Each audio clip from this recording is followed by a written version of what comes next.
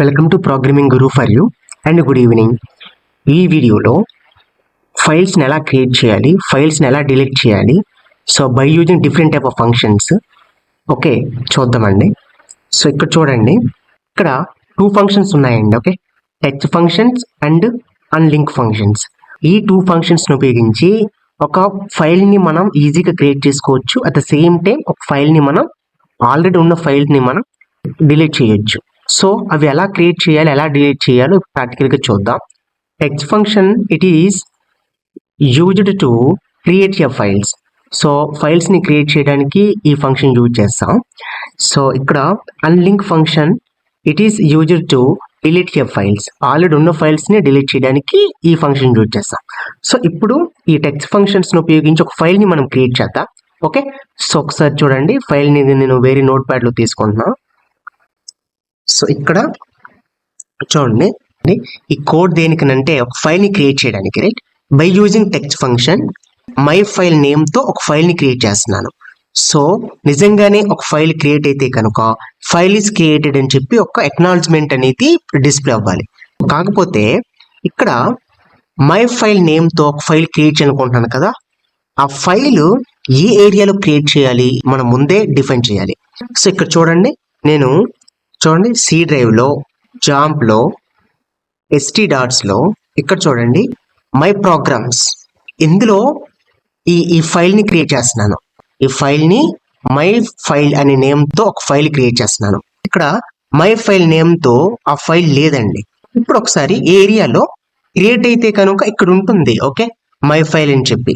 So first ఈ program మనం save చేద్దాం, రైట్? సేవ్ సి డ్రైవ్లో job ht dot and my programs. అంటే నువ్వు ఏ లొకేషన్లో ఆ ఫైల్ క్రియేట్ చేయాలనుకుంటున్నావో ఆ లొకేషన్లోనే ఆ ఫైల్ కూడా మీరు సేవ్ చేయాలి. ఓకే, ఇది లాజిక్ యాక్చువల్లీ. సో నేను ఇక్కడ f1 డాట్ php అని సేవ్ చేస్తున్నా.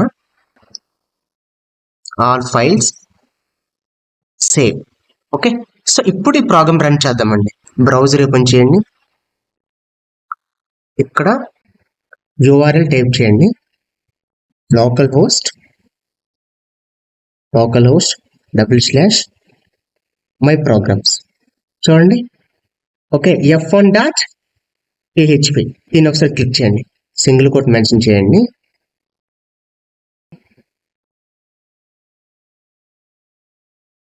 సేవ్ చేసా. సో వన్స్ ఒకసారి మళ్ళీ రన్ చేయండి. చూడండి, file is created, right? Clear, right? ఇప్పుడు ఆ ఫైల్ ఒకసారి ఓపెన్ చేసి చూద్దాం. చూడండి, మై ఫైల్ క్రియేట్ అయిందా? ఓకే, ఈ మై ఫైల్ నేమ్తో ఒక ఫైల్ క్రియేట్ అయింది, చూసారా?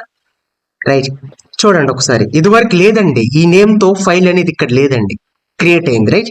మళ్ళీ అగైన్ ఇప్పుడు ఈ ఫైల్ని డిలీట్ చేస్తాను. ఓకే, డిలీట్ చేయాలంటే ఏ ఫంక్షన్ యూజ్ చేయాలి? అన్లింక్ కదా. సో రైట్, ఇక్కడ చూడండి, నౌ ఇక్కడ చూడండి, ఫైల్ డిలీట్ చేస్తున్నాను, unlink. So file is deleted, right? So ఒకసారి మళ్ళీ రన్ చేద్దాం. చూడండి, ఫైల్ ఈస్ డిలీటెడ్.